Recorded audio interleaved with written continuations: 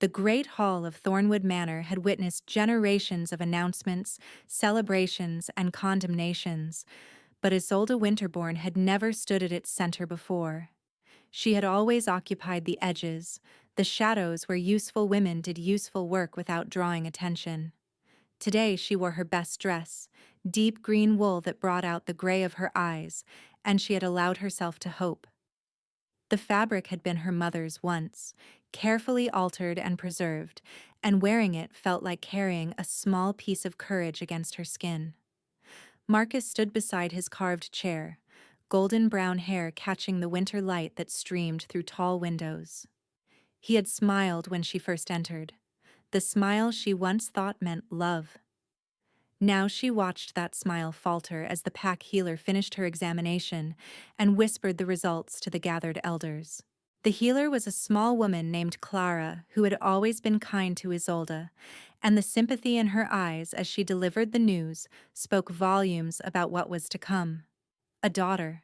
Isolde was carrying a daughter. She had suspected for weeks, had felt it in her bones the way her mother always said women could.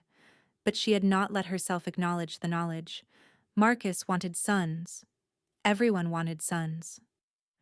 The pack elders had spent the past 3 months discussing nursery arrangements and hunting lessons and the proper age for a young alpha to begin leadership training. No one had considered the possibility that the child might be female. Yet standing in that cold hall with the fire's warmth failing to reach her, Isolde discovered she had already begun loving this child precisely as she was. The elders conferred in low voices while Isolde stood forgotten at the center of their deliberation. She watched Marcus's face cycle through disappointment, irritation, and finally a cold calculation that stripped away every illusion she had clung to about their pairing. He did not look at her as he spoke. He had not looked at her in weeks, she realized now. Not really. She had been a vessel awaiting confirmation, not a partner. Certain responsibilities require certain heirs, he said to the eldest councilman, a gray-bearded wolf named Aldrich, who had known Marcus's father and grandfather before him. Perhaps this pairing was premature. There are procedures for such situations. Isolde heard the words, understood them, yet felt oddly detached from their meaning. She observed the elders nodding along with varying degrees of sympathy and relief. She noticed how none of them looked at her directly, how Marcus continued addressing them rather than her, how she had already been reduced from person to problem in the span of 3 heartbeats. The transformation was remarkably efficient. 3 months of planning, of dreaming, of building a future together, dismantled in a single conversation conducted as if she were not present. A tapestry hung on the far wall depicting wolves running down a stag. She had passed it hundreds of times without truly seeing it. Now she wondered who decided what counted as prey. The stag in the image had antlers raised in defiance, but its eyes held the particular resignation of a creature that understood its fate. Isolde refused to adopt that expression. They adjourned to Marcus's private study, where the smell of leather bindings and beeswax candles should have felt like home. Isolde had organized these shelves, translated half the treaties they held, drafted correspondence in 3 languages that Marcus could barely read. The evidence of her work surrounded them, attributed to someone else. A half-finished letter sat on his desk, the opening paragraph in her careful handwriting, awaiting his signature as if he had composed it himself. Marcus attempted consolation that revealed itself as negotiation. He paced the room as he spoke, avoiding her eyes, his words rehearsed and hollow. "You understand this is difficult for everyone," he began. "The pack has expectations. My father had expectations before he passed. A firstborn son to carry the bloodline, to lead when I am gone. It is tradition, Isolde. I cannot simply ignore tradition because of circumstances." He offered her a cottage on pack lands, a small stipend, the chance to try again with someone else after appropriate time passed. He phrased abandonment as generosity. Speaking of difficult decisions and painful necessities, never once asking about her well-being or the child's. The cottage he mentioned was on the eastern border, far from the main settlement, close to the swamps where useful people were stored when they became inconvenient. "You're being dramatic," he said when she reminded him of her contributions. "The pregnancy is making you emotional. You helped with some letters, yes, but let's not exaggerate. I have always handled the important correspondence myself." The lie was so blatant, so effortless, that Isolde almost admired its audacity. She thought of the trade negotiations she had salvaged last spring, working through 3 nights to untangle a dispute Marcus had bungled through careless language. She thought of the alliance with the River Pack, secured through her careful cultivation of their scholar chief's wife.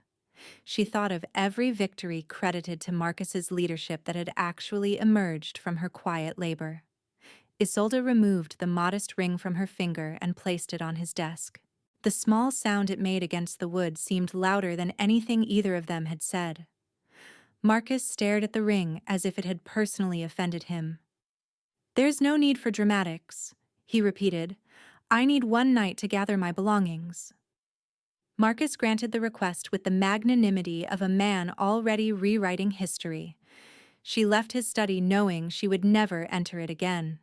Her footsteps echoed in the empty corridor, and she counted them like a meditation, forcing her breathing to remain steady until she reached the small chamber she shared with her mother. Margaret Winterbourne had her bags packed before Isolde returned. The older woman took one look at her daughter's face and needed no explanation. She was already wearing her traveling cloak, her gray-streaked auburn hair braided for the road, her healer's kit slung across her shoulders. "I heard Clara's report," Margaret said simply. "I started packing during the council's deliberation. We leave tonight." "Mother, you do not have to come. Your position here, your patients, my position is with you. My patients will find another healer. Anyone who expects me to choose this pack over my own daughter has understood nothing about me in 30 years. Margaret handed Isolde a warm cloak and practical boots. "We head for the border territories. I have contacts in the northern regions who owe me favors." They departed through a servant's entrance, slipping into the forest as winter darkness fell and snow began drifting from a leaden sky. The cold bit immediately through their cloaks, but they pressed forward, 2 women alone in the wilderness, carrying everything they owned and everything that mattered. Isolde held her traveling pack close, feeling the weight of the documents inside, records she had kept of her own work, treaties she had copied, correspondence she had preserved. Proof, if she ever needed it, of what she had contributed. They walked through the night, following deer trails and frozen streams. The snow muffled their footsteps and transformed familiar woods into strange territory. Isolde conserved her strength, thinking 3 steps ahead as she always did, aiming for the border territories where pack laws became suggestions rather than mandates.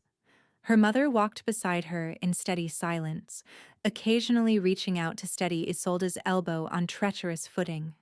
The forest changed as they traveled, the thornwood pines giving way to older growth, oaks and beeches, whose bare branches formed intricate patterns against the pre-dawn sky.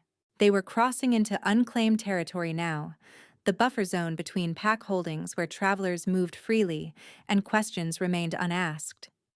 Near dawn, exhausted and chilled to the bone, they stumbled into the path of a mounted patrol bearing an unfamiliar banner. The standard showed a silver tower against a dark blue field, a symbol Isolde recognized from her studies of northern politics. Ashworth, the Alpha King's territory. Isolde tensed, one hand moving instinctively to her belly. Margaret stepped slightly in front of her daughter, her hand finding the knife concealed in her healer's kit. They had discussed this possibility during the night, the chance of encountering hostile forces before reaching safety.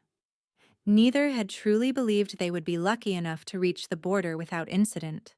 The patrol's leader was an older woman with weathered features and practical armor, her gray hair cropped short beneath a fur-lined hood. She took immediate stock of their condition, the pregnancy impossible to miss, the exhaustion and fear equally evident, and raised one hand to halt her riders. You are a long way from any pack holding, traveling in dangerous weather. Her voice was firm but not unkind. Are you in distress? Margaret spoke before Isolde could answer. My daughter requires shelter and rest. We seek passage to the neutral territories. The patrol leader studied them both with sharp eyes that missed nothing. Whatever she saw seemed to satisfy some internal evaluation. The Ashworth Castle is half a day's ride, she said. We can offer escort and shelter. No obligations attached. Simple human decency, offered without negotiation. Isolde found it nearly undid her composure more than Marcus's cruelty had managed. She blinked rapidly, blaming the cold for the moisture in her eyes. Why? She asked, her voice rougher than intended. You do not know us. We could be anyone. The patrol leader smiled, and the expression transformed her weathered face into something almost maternal. The Alpha King's orders are clear regarding pregnant women found traveling alone in winter. We offer aid first and ask questions later. If you prefer to continue alone, we will not stop you. But I would not recommend it with the storm that's coming. Isolde looked at her mother. Margaret nodded almost imperceptibly. They had few options and fewer resources. Pride made poor shelter against winter winds. We accept your escort, Isolde said, with gratitude. The Ashworth stronghold emerged from morning mist like something from the old stories Margaret had told during Isolde's childhood. Its towers reached toward a pewter sky, but the architecture spoke of protection rather than intimidation. Gardens slept beneath snow in careful arrangements suggesting someone valued beauty as much as function. The walls were high, but not oppressively so, and the gates stood open despite the weather. Guards posted, but not aggressive. They were given warm rooms, hot meals, clean clothing, and medical attention without interrogation or demand.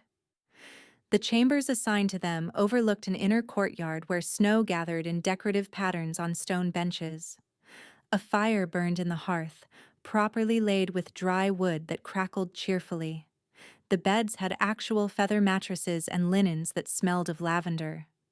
The castle healer examined Isolde with professional care, confirming the pregnancy's health without commentary on the child's sex. She was an elderly woman named Cordelia, who had clearly seen every possible complication in her long career, and found Isolde's condition unremarkable in the best possible sense. The child is positioned well, Cordelia reported. The mother is exhausted but healthy. Rest and proper nutrition will address most concerns. I will check again in 3 days unless symptoms require earlier attention.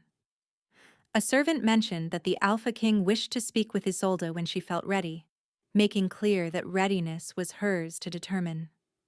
The servant was a young man with a kind face who seemed genuinely concerned that they might feel pressured.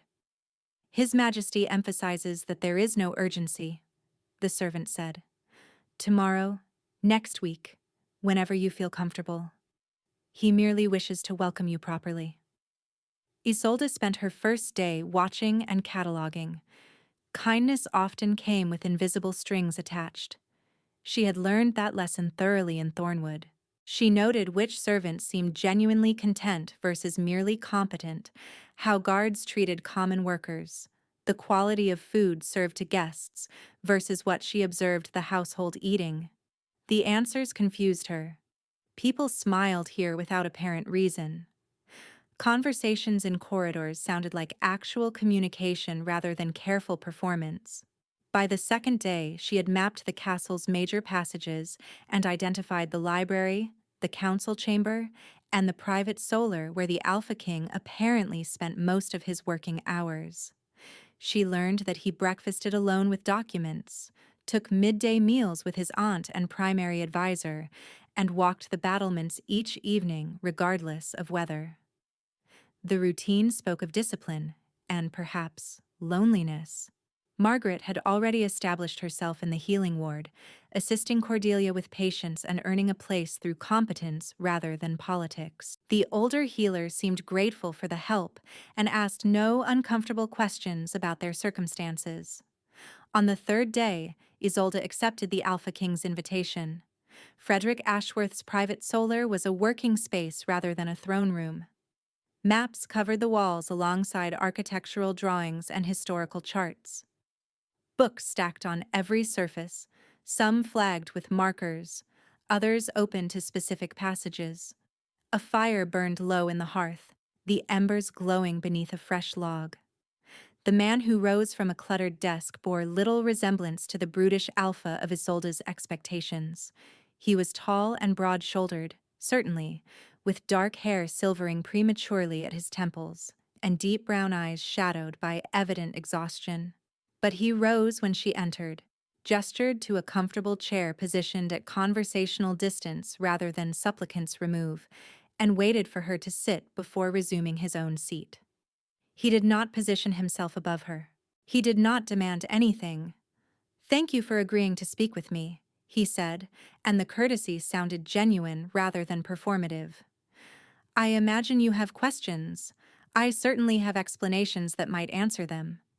He told her about the prophecy plainly, without embellishment or manipulation. His grandfather had broken sacred treaties with the Eastern kingdoms 3 generations ago, betraying an alliance through greed and short-sightedness. The terms of reconciliation, written by seers on both sides, required specific conditions for peace. A daughter born under the winter moon, to a mother not of Ashworth blood, raised as heir, trained as bridge between kingdoms.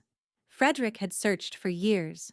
His people suffered trade embargoes, diplomatic isolation, the slow starvation of a kingdom cut off from its neighbors. "The prophecy is specific," Frederick continued, spreading his hands in a gesture of helplessness. "A daughter, conceived under the winter moon, to a mother from outside our bloodlines, who comes to us willingly. The seers claim this combination will produce a child capable of understanding both kingdoms, a bridge between our people and those my grandfather wronged." Isolde absorbed this information carefully.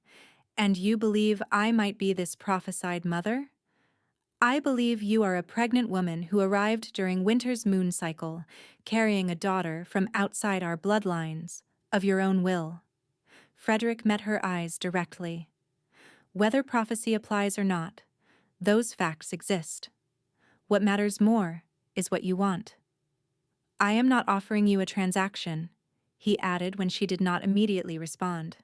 "I am asking if you might consider staying, learning more, deciding freely. No obligation attaches to your presence here. If you choose to leave tomorrow, you will be provisioned and escorted to whatever destination you prefer." Isolde studied him as he spoke, reading his face the way she read diplomatic correspondence. She found exhaustion, desperation, and something that looked remarkably like genuine honesty. No artifice, no calculation, just a man at the end of his options hoping for a solution he could not force. "Why tell me this?" she asked. "You could have lied, manipulated, constructed elaborate pretenses. To what end?" Frederick gestured at the maps surrounding them, the evidence of a kingdom struggling against impossible odds. "My kingdom fails through dishonesty that happened before I was born. I have no appetite for continuing the tradition." That evening, Isolde met Beatrice Ashworth in the castle library. The old woman sat among scrolls and treaties, surrounded by evidence of decades spent trying to solve an impossible diplomatic puzzle. She wasted no time on pleasantries, gesturing Isolde to a seat beside her and pushing a stack of documents across the table before the younger woman had finished settling. "I have investigated your background thoroughly," Beatrice said. "You served as unofficial diplomat for Thornwood Pack for 3 years. You speak 3 languages fluently and read 2 more. You have a gift for understanding legal nuance that most trained scholars lack. You are precisely what this kingdom needs, and I am not referring to your pregnancy." Isolde had never been addressed so directly by someone in authority. She found herself answering with equal directness. Your nephew said much the same thing, more politely. Frederick is polite to a fault. I am practical. Beatrice tapped the stack of documents. These are the original treaty texts, the prophecy requirements, and 50 years of failed correspondence with the Eastern kingdoms. I would value your opinion on them, not as potential prophecy fulfillment, but as one diplomatic mind consulting another. For the first time in her life, Isolde felt seen for her actual capabilities. The experience was disorienting and wonderful in equal measure. She reached for the documents and began to read. 3 weeks passed. Spring approached, softening winter's edges. Isolde's pregnancy progressed without complication, and she had settled into a routine that felt startlingly like belonging. She took breakfast with her mother in their chambers, worked through the morning in the small study she had requested, joined Beatrice for midday research sessions, and walked the gardens each evening for exercise. The first document she tackled officially was a hostile letter from the Eastern Kingdom ambassador that had stumped Frederick's advisors for months. The letter accused Ashworth of continued bad faith, citing 14 specific historical grievances and demanding reparations that would bankrupt the kingdom 3 times over. Frederick's advisors had drafted responses ranging from defensive to aggressive, all attempting to justify or minimize the original betrayal. Isolde read their attempts and understood immediately why they had failed. You could not argue your way out of genuine wrongdoing. You could only acknowledge it and offer genuine restitution. She drafted differently. She acknowledged historical wrongs directly, listing each grievance and accepting responsibility on behalf of the Ashworth crown. She proposed specific reparative actions tied to each complaint, modest enough to be achievable, but substantial enough to demonstrate sincerity. She referenced obscure treaty clauses that Ashworth scholars had missed, provisions that allowed for reconciliation through symbolic rather than monetary reparations. She found these clauses in the Thornwood archives during her years as unofficial pack historian, cross-referenced against similar treaties she had memorized while teaching herself international law. She wrote 3 drafts before showing the result to Frederick. He read it twice, his expression shifting from skepticism to surprise, to something that looked like respect, and perhaps wonder. You found the provision of remedy, he said. My own scholars have been looking for leverage in those treaties for years. They were looking for ways to win. I looked for ways to reconcile. Different questions yield different answers. Frederick asked if she would be willing to continue such work officially. Isolde said yes before he finished the question. Her first council meeting came a week later. She attended technically as an observer, seated near Beatrice at the edge of the long table scarred by generations of use. The advisors argued about a border village claimed by both Ashworth and a neighboring pack. Military options dominated the discussion. Shows of force, strategic positioning, acceptable casualties. Isolde listened until she could not stay silent. The discussion had circled the same aggressive solutions 3 times without anyone considering alternatives. What were the original terms regarding that territory's water rights? The question fell into sudden quiet. Faces turned toward her with expressions ranging from surprise to irritation. The water rights? Repeated the most senior advisor, a thick-necked man named Conrad who had clearly expected a pregnant woman to remain decoratively silent. We are discussing territorial sovereignty, not irrigation. The village sits at the confluence of 2 streams, Isolde continued, undeterred. Water access would have been the primary value of that land when the original treaties were written. If the territory was leased rather than ceded, and if the lease terms related to water usage, the current dispute might be a legal matter rather than a military one. She watched the advisors exchange glances. One of them, younger than the others and with ink stains on his fingers suggesting scholarly work, began rifling through documents while Conrad dismissed her suggestion as unlikely. The treaties are clear regarding territorial boundaries, Conrad said. There is no ambiguity. 3 minutes later, the young advisor found the relevant passage. He read it aloud in a voice that trembled slightly, perhaps from excitement, perhaps from awareness that he was about to contradict his superior. The territory had indeed been leased, not ceded, for the specific purpose of operating a mill that no longer existed. The lease had technically expired 40 years ago. The neighboring pack had no legal claim whatsoever. They had simply occupied abandoned land and assumed possession through passage of time. The dispute dissolved into paperwork requiring only proper documentation. Frederick's subtle smile stayed with Isolde the rest of the day. So did the way he looked at her when she spoke, as if her words carried genuine weight, as if her presence at that table was not merely tolerated, but valued. She found him in the gardens at twilight, where she walked despite the lingering cold, because the healers recommended movement, and because she had grown to love the quiet beauty of the space. Frederick found her beside a dormant rosebush, her breath visible in the evening air.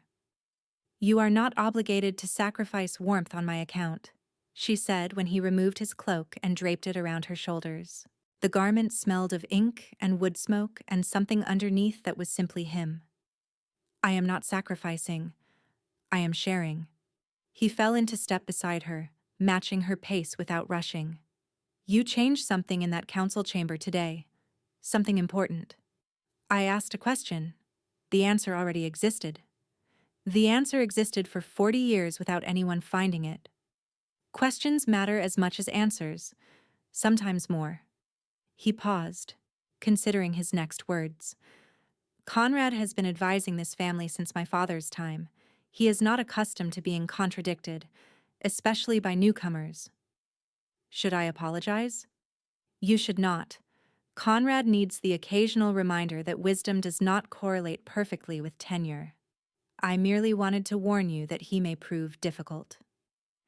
They walked in comfortable silence through gardens sleeping beneath remnants of snow. The evening light softened everything, turning harsh angles gentle. "May I ask you something personal?" Frederick said eventually. Isolde nodded, curious despite her wariness. "How are you feeling? Not the pregnancy. You. How are you?" The question caught her off guard. Marcus had never asked anything similar. In 3 years together, he had never once inquired about her inner life, her feelings, her experience of the world beyond what she could offer him. She had to consider her answer. "Confused," she admitted. "I spent 3 years believing I understood my place in the world, and then I spent 3 weeks discovering I had been entirely wrong. I am still adjusting." "I understand that particular disorientation." Frederick paused beside a stone bench, brushing snow from its surface but not sitting. "I wanted to be an architect. I have notebooks full of building plans I will never construct. Instead, I inherited a throne and a kingdom's worth of problems I lack the training to solve." "You seem to be managing adequately." "I am managing because I found people who possess skills I lack."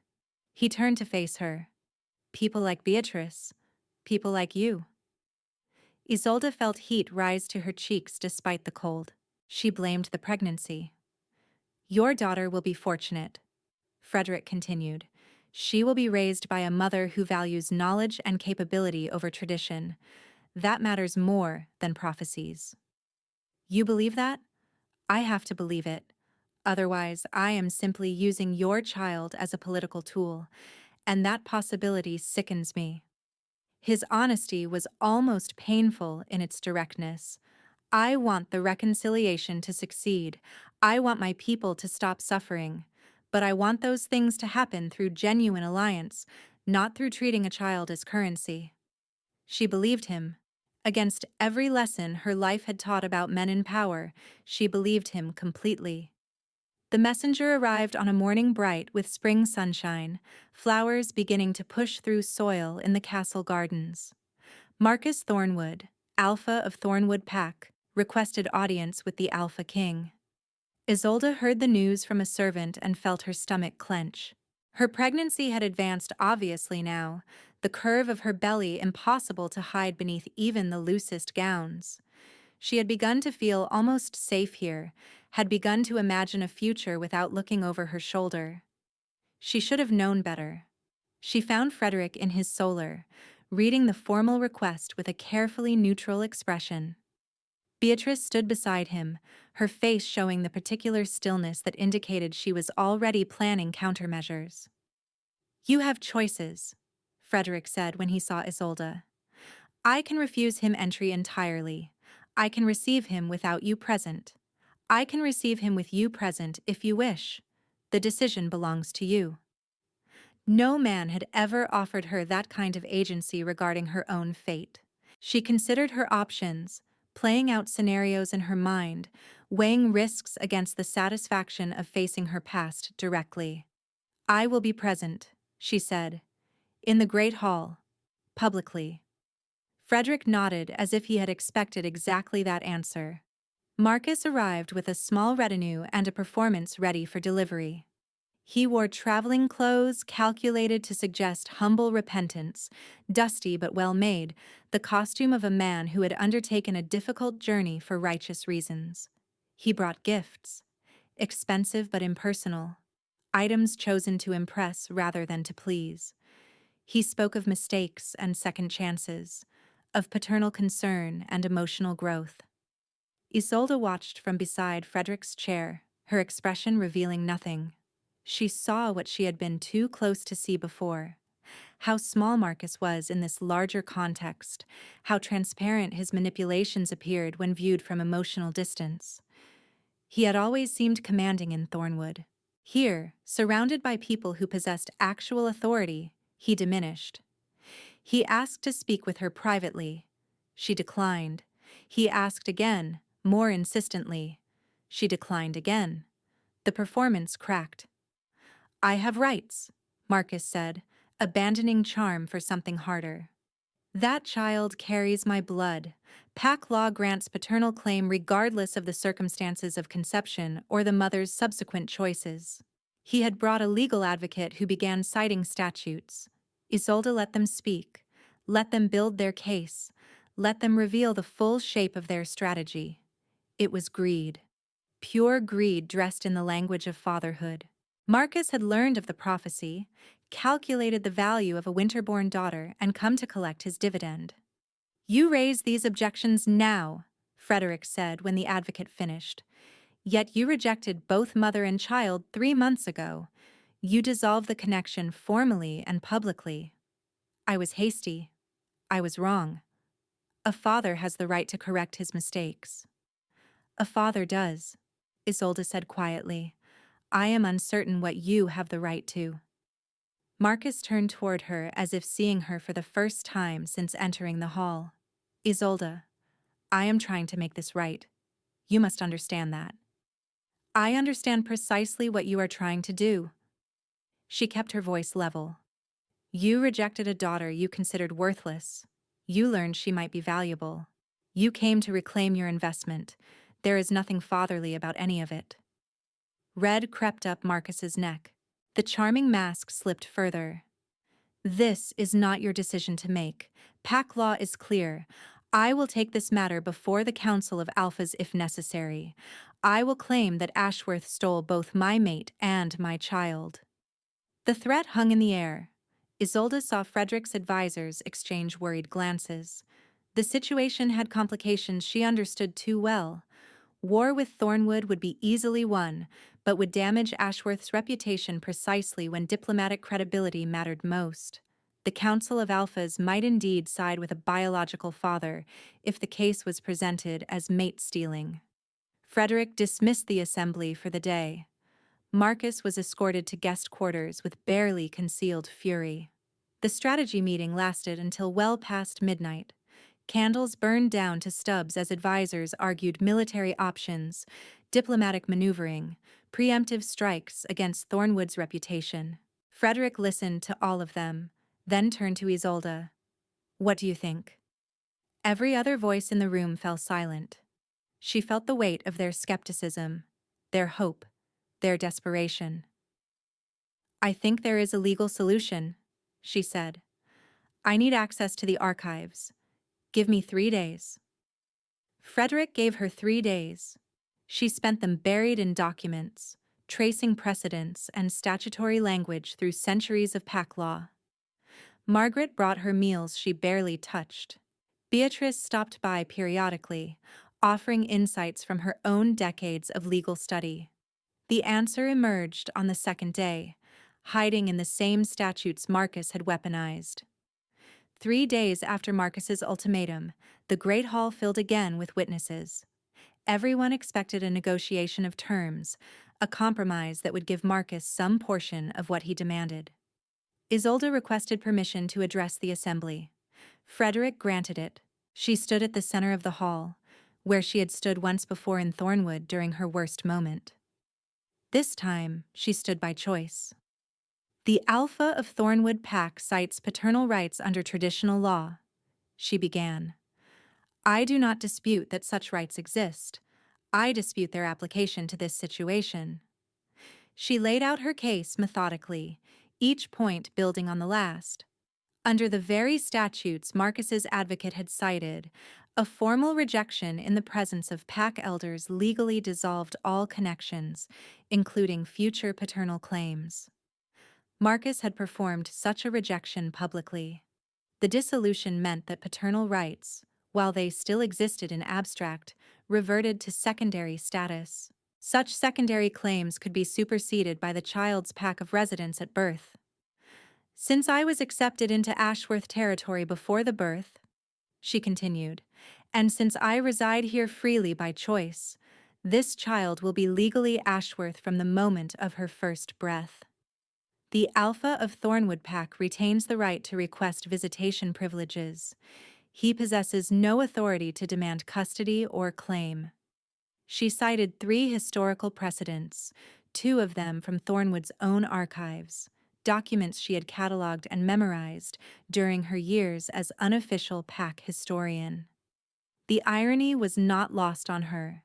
Marcus's own advocate, his face pale, confirmed her interpretation was correct. Marcus stood in the silence that followed, his carefully constructed case in ruins.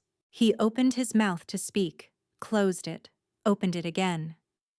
You cannot simply dismiss my rights through legal technicalities. I am the child's father. You were the child's father, Isolde said. You chose to relinquish that role. Choices have consequences. This is a lesson you failed to teach me during our time together, but I have learned it since. Frederick. Marcus turned to the Alpha King, abandoning Isolde entirely. You know what she is doing. She is manipulating the situation to avoid her obligations. A real alpha would not hide behind a woman's scheming. A real alpha would have found his own mate rather than stealing one from a lesser pack.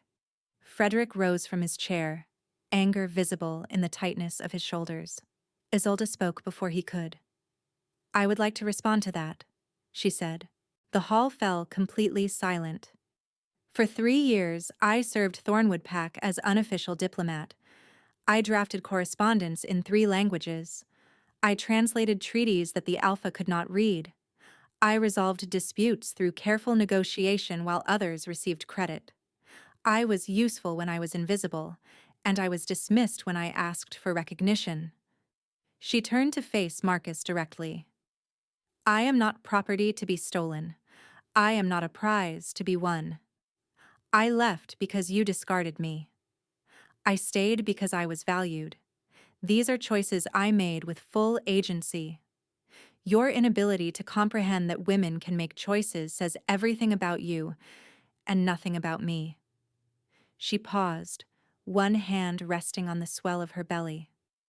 My daughter will be raised knowing that her worth is not determined by her father's blood or her mother's utility. She will be taught to value her own mind, her own choices, her own capabilities. She will never stand in a great hall and be talked about as if she is not present, and she will never, ever be told that she is less than anyone because of her sex. Marcus had no response. He stood frozen, stripped of every weapon he had brought to this fight. He departed within the hour, his retinue trailing behind him in obvious discomfort. The gifts he had brought remained in the great hall, unclaimed, eventually donated to the castle servants who found them more practical than symbolic. Isolde watched him go from a window in the castle's upper corridor. She felt no triumph, only a peculiar emptiness where old pain had lived. The man riding away was a stranger now, smaller than her memories had painted him, diminished by the comparison between what he had offered and what she had found. "Are you well?" Margaret appeared beside her, watching Marcus's retinue disappear down the road that wound through spring-green hills toward the border. "I think I am." Isolde considered the question honestly. "I think I am better than I have been in a very long time." Margaret rested a gentle hand on her daughter's shoulder. "You spoke truths today that needed speaking, not just for yourself, but for your daughter, and for every woman who will hear this story repeated in years to come. Stories matter less than choices. Stories shape the choices people believe they can make. You offered a different story today." Margaret smiled. "I am proud of you, Isolde. I have always been proud of you, but today especially." Isolde leaned into her mother's touch, allowing herself a moment of simple comfort. Beyond the window, Marcus's banner disappeared over a distant hill. She watched until nothing remained but empty road and the promise of spring. The weeks that followed brought unexpected developments. Frederick had offered her an official position as diplomatic advisor to the crown, complete with chambers near the library and a seat at the council table. Conrad had grumbled predictably, but the water rights resolution had earned her grudging respect from the younger advisors, and Beatrice's endorsement carried significant weight. More surprisingly, letters began arriving from other territories. Inquiries about the woman who had dismantled Marcus Thornwood's legal arguments so thoroughly. Several pacts offered positions, attempting to recruit what they perceived as a valuable asset. Isolde declined them all with careful courtesy, but she kept the letters as evidence that her skills had value beyond this single kingdom. The Eastern Kingdom correspondence occupied most of her working hours. The ambassador had responded to her initial letter with cautious interest, requesting clarification on several points that Isolde recognized as tests of her sincerity and knowledge.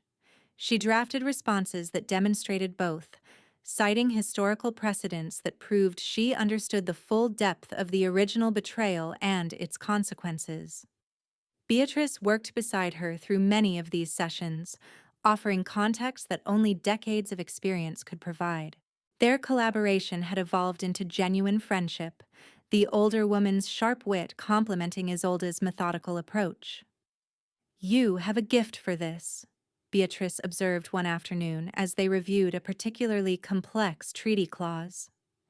"Frederick's scholars have spent years trying to find common ground with the Eastern kingdoms. You found it in weeks."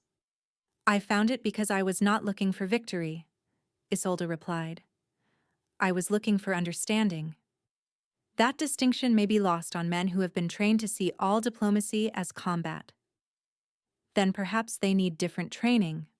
Beatrice laughed, a genuine sound of delight. "I believe they do, and I believe you might be the one to provide it in time." Summer arrived slowly, transforming the castle gardens into riots of color. Roses climbed the ancient walls, lavender perfumed the paths where Isolde walked each evening. Her pregnancy advanced now to its final weeks. The correspondence with the Eastern kingdoms had shifted dramatically. Her initial letter had opened doors that decades of aggressive diplomacy had failed to budge. She worked daily with Beatrice now, crafting responses, proposing reconciliation terms, building the foundation for her daughter's future role as bridge between peoples. The Eastern Kingdom ambassadors had begun addressing letters to her by name, recognizing her as the primary diplomatic voice of Ashworth despite her lack of official title. Frederick found her in the gardens on a warm evening, carrying documents that required her review. He had been finding reasons to seek her out for weeks, his excuses growing increasingly transparent. These could have waited until tomorrow, she said when she saw the papers. They could have. He set them on a stone bench and did not pretend to care about them. I wanted to speak with you about something else. Isolde's heart accelerated despite her best efforts at composure. She had been noticing things about Frederick for months now.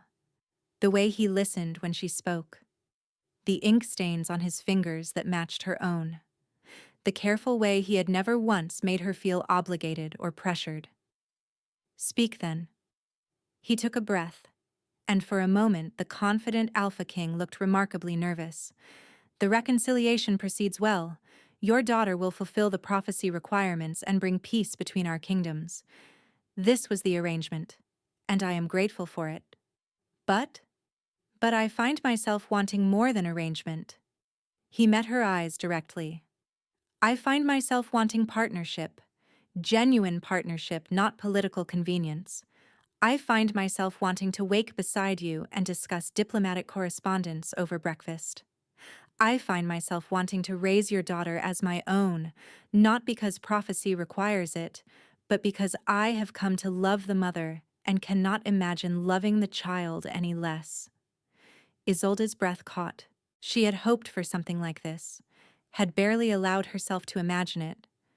You understand that I come with complications, she said carefully. A past, baggage, a child who is not yours by blood. I understand that you come as yourself. That is what I want. He stepped closer, close enough that she could see the individual threads of silver in his dark hair. I am not proposing a transaction or an alliance. I am proposing a life together. If you prefer to remain here without such entanglement, you are welcome. Your position, your work, your value to this kingdom, none of that depends on your answer to this question. She believed him. That was the remarkable thing. After everything she had learned about men and power and promises, she believed him completely. Yes, she said. Frederick's face transformed with a joy that seemed too large for his features to contain. Yes. Yes, I want partnership. Yes, I want mornings discussing correspondence. Yes, I want you to raise my daughter with me. She allowed herself to smile. Ask me properly. He laughed, a sound of pure relief, and dropped to one knee in the garden path. Isolde Winterborn, will you marry me? Not as a king seeking advantage, but as a man who has found the woman he wishes to spend his life beside? I will. He rose and gathered her carefully into his arms, mindful of her belly between them. His hands trembled slightly as they rested against her back. I have imagined this moment, he admitted. I imagined it going poorly. Your imagination failed to account for my excellent judgment. She pulled back enough to see his face. I know a good offer when I see one. A kick from within interrupted the moment. Frederick's eyes widened. Was that... Isolde took his hand and pressed it against her belly. A moment later, another kick answered his touch. She approves, Isolde said. Margaret appeared at the garden's edge, Beatrice beside her. Both women wore expressions of elaborate innocence that fooled no one. We merely happened to be passing by, Beatrice said. At this exact moment, Margaret added. With witnesses traditionally required for formal engagements, Beatrice continued. Frederick laughed again, keeping one arm around Isolde as he turned to face them. You planned this. We may have coordinated schedules. Margaret approached and embraced her daughter carefully. I am happy for you, my love, truly happy. As am I, Beatrice said, though I am more pragmatically pleased that the kingdom's two most capable diplomats will now be permanently allied. The Eastern kingdoms will not know what to make of your combined correspondence. The four of them walked back toward the castle together, Frederick's arm around Isolde's waist, Margaret and Beatrice following with the comfortable ease of old friends. Servants had lit torches along the garden paths, and the flames danced in the evening breeze, casting warm light across faces bright with joy. That night, Isolde sat at the window of her chambers, looking out over the castle grounds. The moon had risen full and silver, casting the same light that would eventually welcome her daughter into the world. She rested her hands on her belly and felt the child move, a rolling motion that spoke of cramped quarters and readiness to emerge. "Soon," she whispered. "You will meet this world, and you will find it complicated and sometimes cruel, but you will also find it full of unexpected kindness, of second chances, of people who see your worth without asking you to diminish yourself." The baby kicked in response, or perhaps simply in coincidence. Isolde chose to believe it was agreement. Margaret had been right about stories. The tale of what had happened in the great hall would spread, carried by witnesses and servants and the merchants who visited the castle. It would reach other territories. Other young women who had been told their worth depended on producing sons or pleasing men, or staying silent when they had words worth speaking. Perhaps some of those women would find their own courage because of what Isolde had said. Perhaps they would make different choices, tell different stories, raise daughters who never learned to doubt their own value. That possibility felt more valuable than any political victory. Frederick had asked to walk with her the next morning, and they spent an hour discussing the wedding arrangements that would need to be made, the announcements that would need to be sent, the alliance implications that would need to be managed. But he had also asked about her favorite flowers for a bouquet, her preferred style of celebration, whether she wanted the ceremony intimate or grand. He asked her preferences and listened to her answers, a small thing that still felt revolutionary after years of having her opinions dismissed. The Eastern Kingdom ambassador sent a letter of congratulations that included, almost as an afterthought, an invitation for the future queen to visit their capital after the birth. The invitation was unprecedented, a gesture of respect that generations of Ashworth kings had failed to earn. Beatrice read the letter 3 times before believing its contents. "You have done something remarkable," she told Isolde later that day. "Something I spent my entire career trying and failing to accomplish." I simply wrote the truth. They responded to honesty because they had received so little of it before. That is the remarkable part. Honesty in diplomacy is rare precisely because it requires courage. Most people find lies easier. Isolde thought about that observation as she prepared for bed that night. She had spent years crafting careful half-truths for Marcus, diplomatic language designed to achieve his goals without revealing her own contributions. She had learned to lie fluently and well, to present herself as less than she was, because the truth made others uncomfortable. Coming to Ashworth had taught her the cost of that performance. She had hidden herself so thoroughly that she had nearly forgotten who she was beneath the disguise. No more.